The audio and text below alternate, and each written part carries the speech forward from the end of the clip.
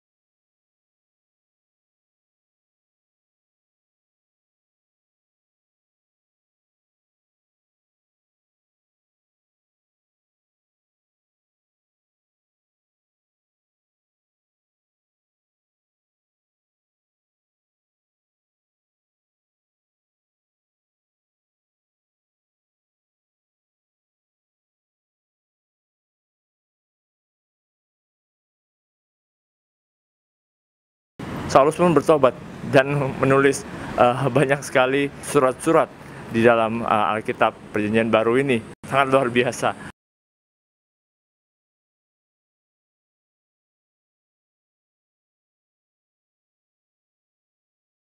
Apa yang bisa kita pelajari di saat-saat ini dan apa sebetulnya pesan yang Tuhan inginkan? Tuhan menghendaki kita berjalan di dalam roh. Kenapa? Karena daging sama sekali tidak berguna. Ketika Anda baca dalam Yohanes 6,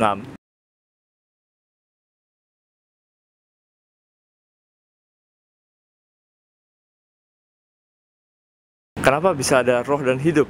Karena Bapa adalah roh dan Ia menghendaki penyembah-penyembah yang benar, yaitu yang mau menyembah di dalam roh dan di dalam kebenaran.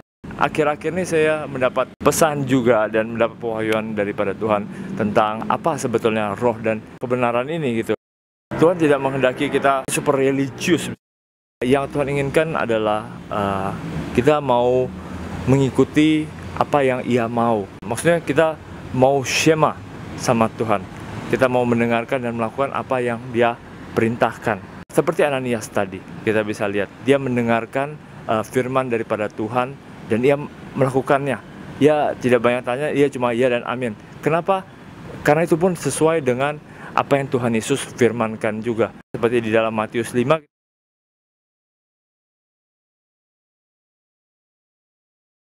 Bukan orang yang baik sama kita yang kita buat baik sama dia gitu kan. Apa bedanya kita dengan pemungut cukai kalau kita melakukan hal itu? Ya kan, tapi orang yang mau menganiaya kita justru mengasihi dia. Jadi ada roh, ada kebenaran. Kita harus berjalan di dalam roh.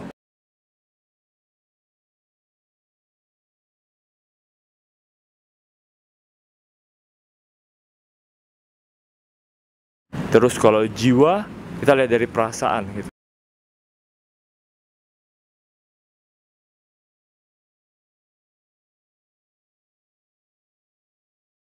Gimana kita bisa ngetesnya?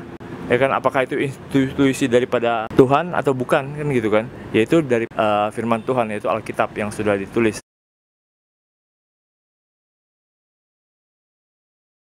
Alkitab ini juga bukan cuma satu ayat, satu pasal aja yang kita baca atau secomot-comot aja, tapi semuanya. Karena kita di sini kita bisa melihat dan mengerti apa kehendak Tuhan, ciri-ciri Tuhan kayak gimana, apa yang Tuhan mau.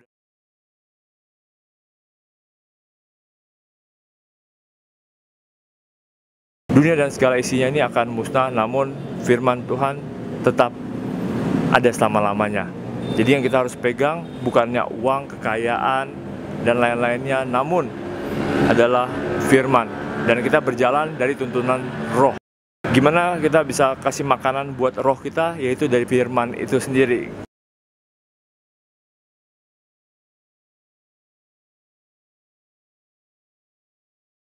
Manusia hidup dari segala firman yang keluar dari Bapa.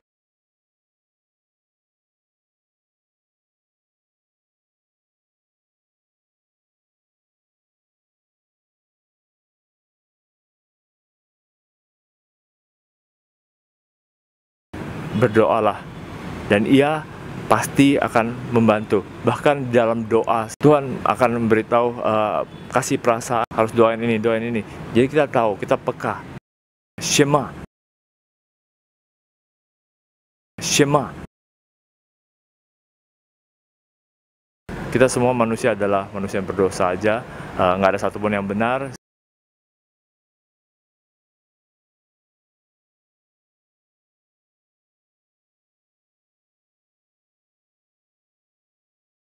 Shema.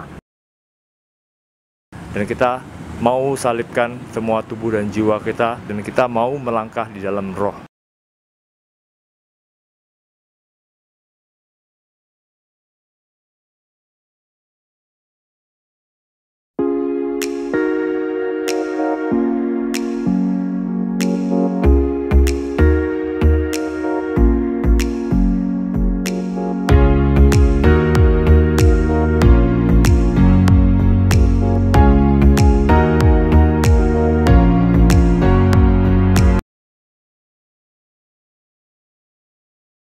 Saya lagi berusaha untuk berjalan di dalam roh, karena saya tahu saya sendiri juga banyak berjalan di dalam jiwa saya, karena saya begitu menggebu-gebu, saya nggak sabaran mau nunggu Tuhan, ya kan, itulah jiwa.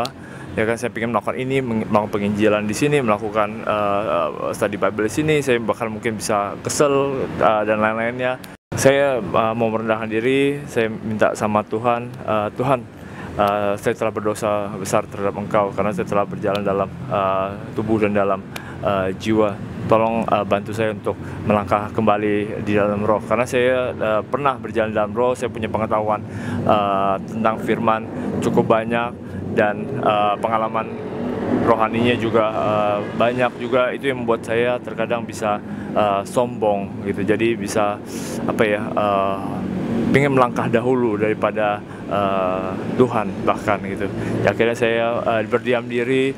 Ternyata Tuhan membukakan kepada saya apa yang saya belum bereskan gitu, yaitu saya masih dingin sekali dengan keluarga besar saya, dengan papa saya terutama gitu. Jadi kalau ada call atau apa, ya saya biasa mungkin diam aja gitu, atau nggak terlalu banyak ngomong lah, ya aja gitu. Jadi secara nggak langsung ada kepahitan.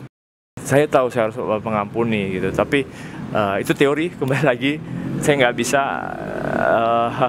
Jadi saya minta Tuhan bantuin saya, Tuhan, apa yang harus saya lakukan kan, kayak gitu kan. Ya Tuhan suruh saya menelepon papa saya kan, begitu kan. Tapi saya mulai dari menelepon adik saya dulu gitu kan. Udah lama nggak ngobrol, kita ngobrol-ngobrol, habis itu saya bilang sama adik saya, tolong ajak papa makan lah kan, kayak gitu kan. Tapi nggak usah bilang dari siapa-siapa gitu kan, kita cuma ajak aja kan gitu. Tapi saya belum telepon papa saya, karena pada roh suruhnya begitu. Tapi saya belum, saya bingung juga mau ngomong kayak gimana ya kan.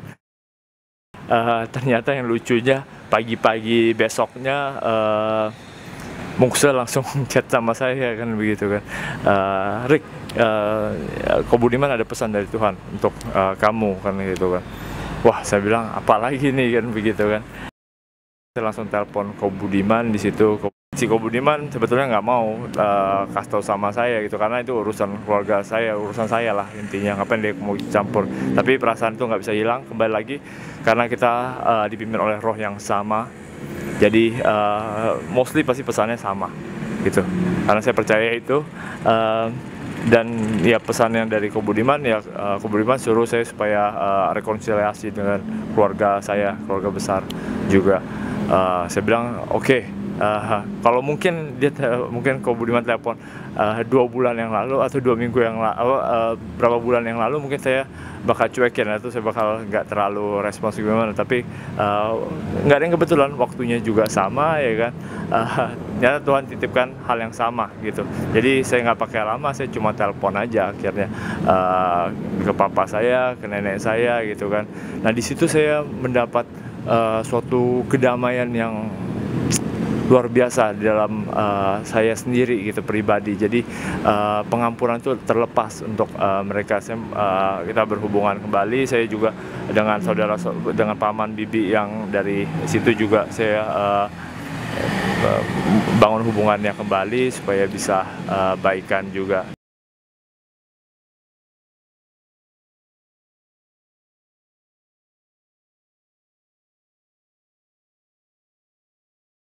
Nggak gampang, sama seperti Ananias gitu kan, yang harus datang kepada orang yang menganiaya jemaat gitu kan. Nah tapi itulah yang Tuhan lakukan supaya kita dapat mengikis tubuh kita dan jiwa kita. Kita cuma ya dan amin ya kan, kita sama sekali sudah mati, nggak ada kita lagi.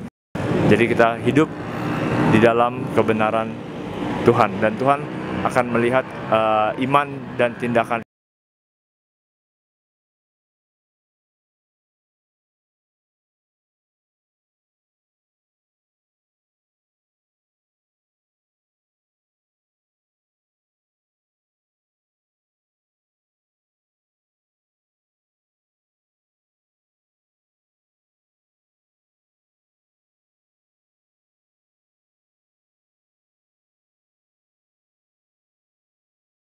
Ditanya sama Tuhan, apa yang harus saya lakukan, apa yang saya masih kurang, saya mau peka terhadap Engkau lagi.